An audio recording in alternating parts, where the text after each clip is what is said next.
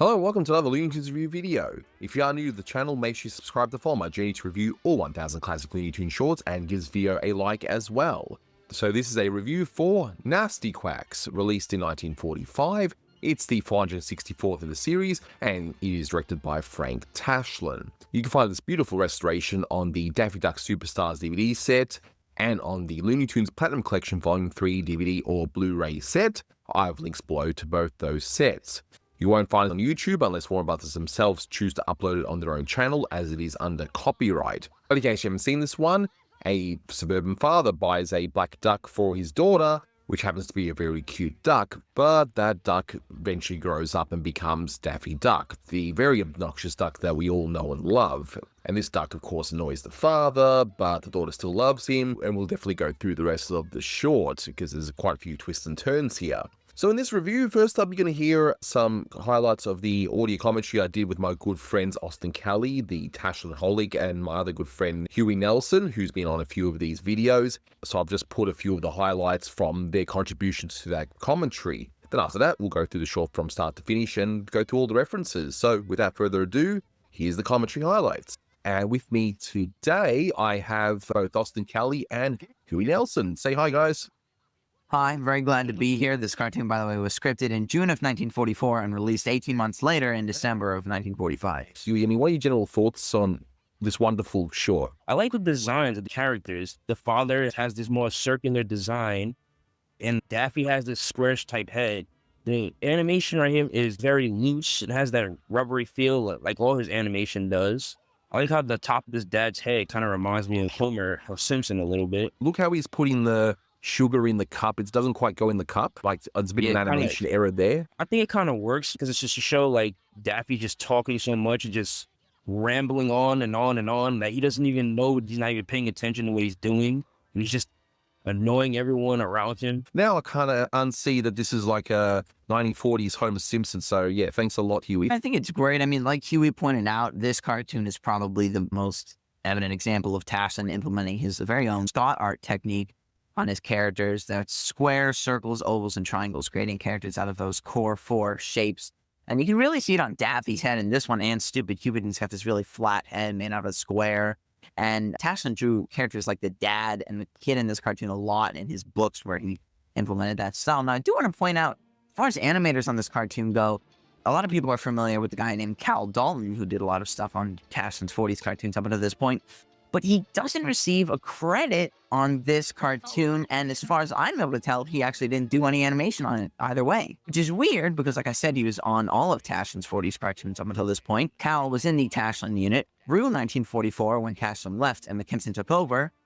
So it's a mystery to me as to where Dalton was at the time of this cartoon's production and why he wasn't animating here. Where Daffy's hoo-hooing, usually when he does those little moments where he just goes hoo-hoo-hoo-hoo, he usually has more animation right here. It's a lot more exaggerated, and it shows that this duck is insane. Here, it's just kind of choppy in its own unique way. Does anyone notice this girl's nose kind of looks like a pig nose? I think it's just a stylistic choice. It is the last short of 1945, which is quick. There's only 18 shorts. Very weird. Right. Well, obviously, the Warner backlog was affecting that stuff a lot. And, you know, in the short, either a few shorts after this or right after this in release order, Baseball Bugs, there's another gag that obviously was dated at that point. But I try to say before we end this is a really fun cartoon. I mean, a lot of people agree that Tashlin directed Jerry Lewis in the 1950s like he did Daffy Duck, and directed Daffy Duck like he did Jerry Lewis. And if you're familiar with Lewis's work and Tashlin's live-action work, you will definitely agree with that statement, especially after seeing a cartoon like this. In fact, this is a very funny coincidence. Tashlin actually directed Lewis in a film all about making fun of the cartoon and comic industry a little over a decade after this cartoon was released, called Artists and Models, a classic Jerry Lewis, Dean Martin film full of cheesy musical numbers, but also a lot of fun comic routines. I suggest you check it out if you're a fan of Tashlin's cartoons. I kind of like how it adapts to Tashlin's style here. This is a good cartoon. Like anything with crazy Daffy is always fun. I think it's very fun, very Jerry Lewis-like, like what Tashlin was doing a decade later. I think it's one of Tashlin's best and one of the best Warner cartoons overall. All right, so those were the highlights. So let's go through some of the other trivia for this short. So this is actually the final Daffy Duck short directed by Frank Tashlin. Although, as you've probably seen in the previous review, Tashlin is not credited here because by this point he had left the studio, and so his final 4 shorts were completed without him. And it was Bob McKimson that helped out with the completion of those shorts. So that would mean that this could technically be the first Daffy Duck short that Rob McKimson worked on. I'm not sure how much he actually did in this one, but I would imagine that this would have been very close to completion. Because if you watch it, it's got Tashlin all over it, so I don't think McKimson had much of an input on this one if he was to finish anything off. And there was actually even a reference to non-essential travel in this one. Oh, I'm leaving. Don't try to stop me, brother. I'm traveling out of here. You forgot something? I'll say I did. I forgot. The government doesn't want us to do any non-essential traveling. Because when this was made, World War II was still going on, but then when this was released, which is the last short of 1945, as was mentioned in the commentary track, the war was over. It was done. Even though the war had ended, the country still had to rebuild itself somewhat anyway, so I would imagine the government would have still said, hey, please don't travel unless it's necessary, just so we can help rebuild the nation. So it still would have been a timely reference even though the war was over. But it is funny, if you look at the breakfast scene, because this was made during the war, this would have been some sort of a rich family with some influence or something, because a lot of the stuff that's on that table were actually rationed during the time of the war, the butter and the cream and all that sort of stuff. So yeah, I'd imagine the dad was quite well off. But then again, he did get his daughter another duck, so I guess, yeah, maybe he's got some influence, I don't know. But let's take a look at this short from start to finish and go through any other references and observations within. But as we open up, we hear Robert C. Bruce as the narrator, and he usually did this sort of stuff for Tex Avery, so it's not very often that he would do this sort of stuff for other directors, but here he is. Once upon a time, a doting father gave his cute little daughter a cute little duckling. And in terms of other voice acting credits, you have Sarah Bernard doing the voice of Agnes, so the little girl, and you have Mel Blanc doing everyone else. But I like how the opening is so simple. There's no animation to speak of, they're just still drawings, but it's presented in such a way to, of course, introduce the story. But it's also a great way to cut a bit of costs and focus on animation in other scenes. Some have noted that the design of Agnes is kind of like Petunia Pig. It's kind of a weird design, but as you heard in the commentary highlights beforehand, this was just the sort of way that Tashlin drew in the books that he was doing around this time. And I just love how after we just use a few still images, we see Daffy Duck grow up rather rapidly to the point where he even hits his head on top of the actual screen. You're going too fast, you crazy. But again, look at the design of Daffy in this one. This is Tashlin going full Scott art, as Austin Kelly Reed explained in the commentary highlights. It's clearly Daffy, and yet it's kind of different as well. Now he says, you're going too fast, you crazy. So that's a reference to comedian Joe Besser, who would say that line in a lot of his comedic routines. He would say, you crazy. So if you hear that in any animated shorts or any movie for that matter, that's where that comes from. But now we cut to the breakfast scene, and my goodness, I just love the obnoxiousness of Daffy here. I mean, look at the animation of him eating all that food there, now that he's one of the family. It's such a wild bit of animation. Became just like one of the family. You'd have died laughing. You know, somebody cut the hose and there was no water. What an evening. What in the book? I can't tell you. And here's another great example of Tashlin knowing when to animate and when not to animate. So you've got this father who's just stuck in this one pose, clearly not happy with the choice he made. And now I can't unsee that this kind of is a 1940s Homer. Thanks a lot, Huey. But this is a great contrast here. So you've got Daffy being completely obnoxious, and this father is just not happy whatsoever. And what kind of a story is Daffy saying? He's talking about someone getting 30 days for kicking a cop, and he's just going on about nonsense. I love it. I love Mel Blanc's delivery here, and that he's never had so much fun in his life. The little guy, he got 30 days for kicking a cop. Oh, ain't that a killer? Oh, brother, I never had so much fun in my life.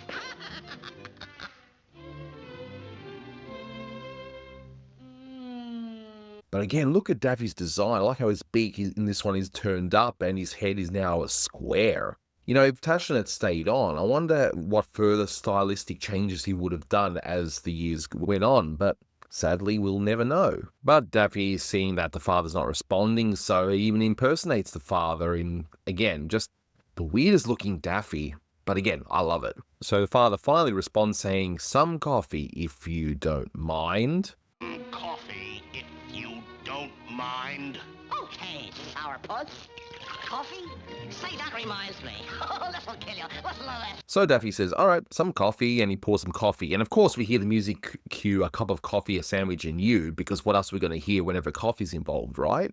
So Daffy now starts telling another story. And again, how much sugar is he adding to that coffee? But yeah, he's so obnoxious, he likes to talk on and on about stories that make no sense. And I like the fact that you think, oh yeah, the coffee is just too sweet for him, but no, it's apparently not sweet enough. Think of it, he was a monkey.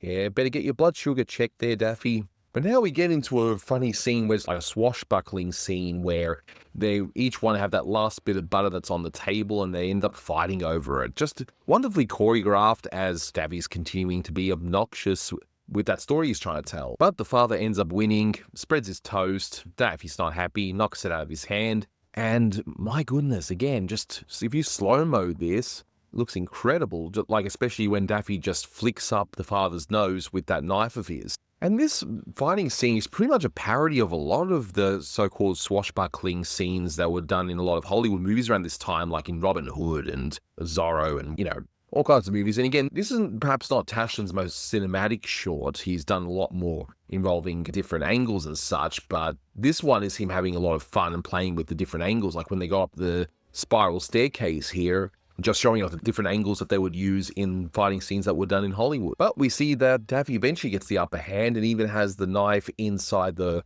father's belly, or on top of his vest at least. He's not actually literally stabbing him or anything. And the father even bites his nails at one point. Absolutely nervous about it. I mean, what is he nervous about? Just kick out the duck. What's going on? But you think Daffy is going to be chivalrous and said to the father he can pick up his knife, but this is Daffy. This is the wild and wacky Daffy we're talking about here. We all know what's going to happen, right?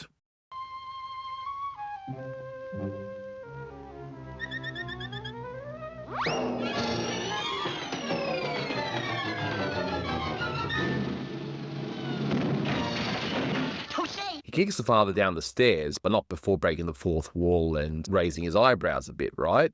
And the father rolls so far down the stairs he nearly goes out the door, but the bottom door ends up being closed onto him, and Daffy says, "Touche." I guess it's like a Three Musketeers type reference, right? But as the father goes out to chase him, Daffy closes the other half of the door. Now, those of you in the comments, if you can explain to me what was the significance of having the two doors like this. It's not the sort of thing I see here in Australia, so I believe it's more of an American thing. So yeah, if you guys can explain that to me, why some doors in these sort of houses had the two halves like that, yeah, I definitely would like to know. And Daffy says, "Touche number 2. Love the delivery." And in a great bit of timing, you've got Daffy sitting at the table, is about to tell another story. The father's about to knock his head off, but no, the daughter runs up and says, "Don't hurt my duck." But that one's a great one to freeze frame just in terms of timing, and also just, again, the solid shapes used for the design of these characters.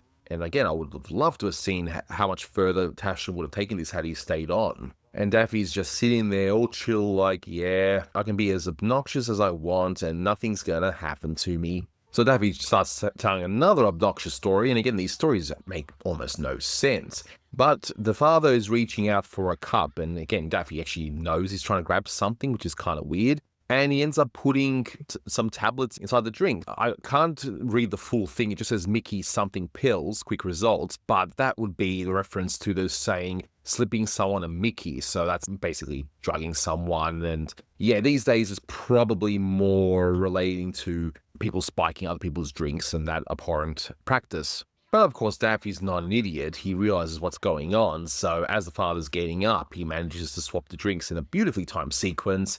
The father gets up and proposes a toast, and the two stare off in a wonderfully held pose there again. Tashlin knows when to animate and when to not animate for the greatest effect. Then we see some green and black smog come out of the father's ears. You have to wonder, what kind of a drug is this? It's kind of weird, but anyway. And in another great bit of timing, we see that Daffy's holding the door open, but closes it up just at the right time for the father to smash right through. And in a really weird bit that just cracks me up, it just decides to jump on the table, go absolutely loony, and just kick everything off, and then pop up in front of the daughter, which, hey, she's clearly amused by this, and I guess that's the main thing, right? So now the father uses what a duck mating call, so maybe he's a duck hunter, I don't know. I wonder if he goes out hunting with Elmer, but that's another thing entirely. So he uses the duck mating call to call over Daffy. But I love how that duck mating call device looks like duck lips at the end with lipstick on it. It's like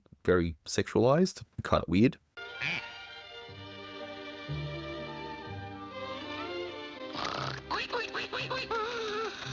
But the animation of Daffy just quacking to this potential female duck that he's hearing from that duck mating call is fantastic.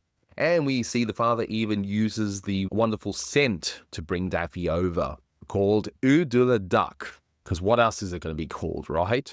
And the song you hear during this scene is The Girlfriend of the Whirling Dervish, and I love the rendition of that song in this short. Because of course the scent is going to turn into a pair of woman's hands, right, bringing Daffy over.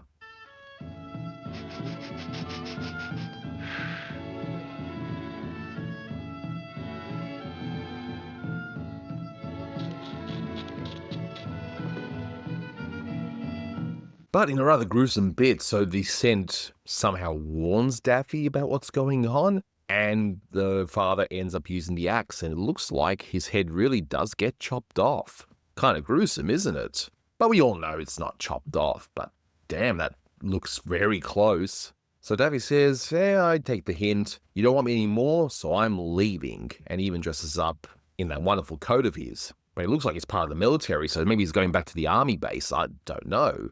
Kind of weird that all these Daffy shorts show all these inconsistencies where he's worked for the army and some other ones he doesn't want to be drafted. It's all over the place, and I think that's funnier because of that. So anyway, he's leaving, but as I already mentioned in the trivia, Daffy leaves, he comes back, but that's because the government does not want him to do any unnecessary traveling, as the father gets hit on the head. But the father does something absolutely brilliant.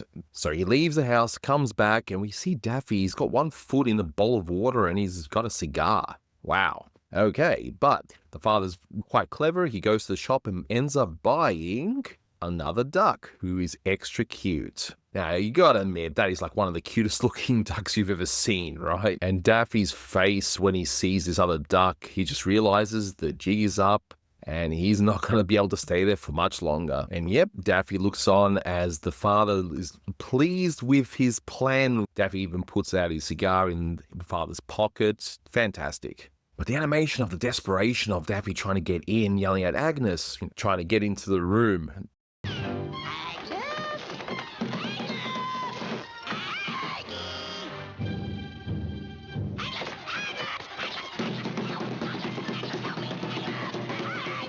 And we even get a shot outside the house where Daffy is promptly booted out through the roof. I guess that the father really wants Daffy out because he doesn't care about the cost of the roof. I mean, hey, I did say he's probably really well off, and this just about proves it, right?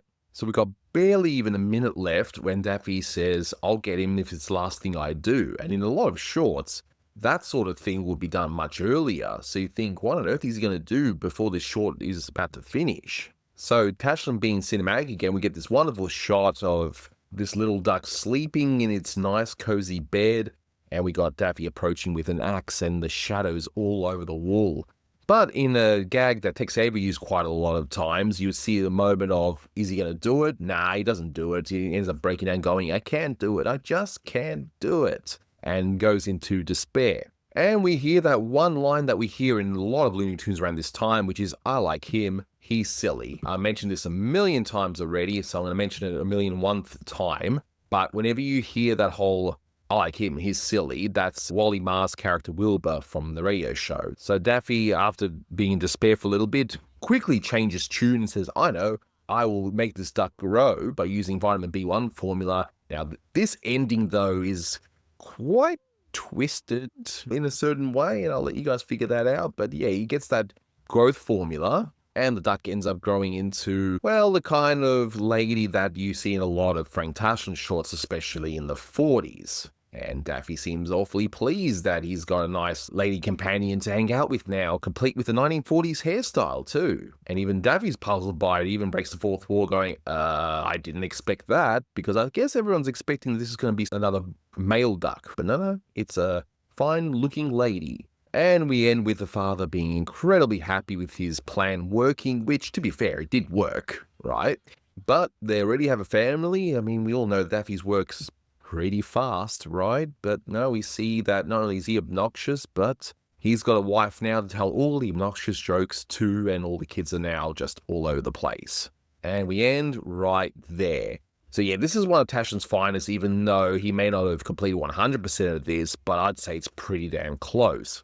So yeah, we're at the end of an era here, so we got the final Daffy Duck short by Tashlin and his second last overall that he had any involvement with. But putting all that aside, it's a wonderful short, it's hilarious, strong story, wonderful animation, wonderful posing and timing. This one gets 9 out of 10, it is one of Tashlin's best. And it's the final one for 1945 too. There was only 18 shorts released in 1945, and a lot of that was due to the war. There was going to be another short, so a 19th one, called For He's a Jolly Good Fella, directed by Bob Clampett, and apparently it was recorded. And it involved a plot around the then President Franklin D. Roosevelt, but due to him passing away, the project was abandoned. So they definitely had some more stuff going on that year, plus they also did a lot of Snafu shorts, Mr. Hook shorts. Some ended up not being further into production because the war ended. So yeah, it's just one of those interesting years, but that'll do it for this one. Thank you so much for watching, guys, and until next time, take care. Oh boy, no more Daffy Duck. Tra-la-la-la-la-la-la. Come on, everybody. I want a time.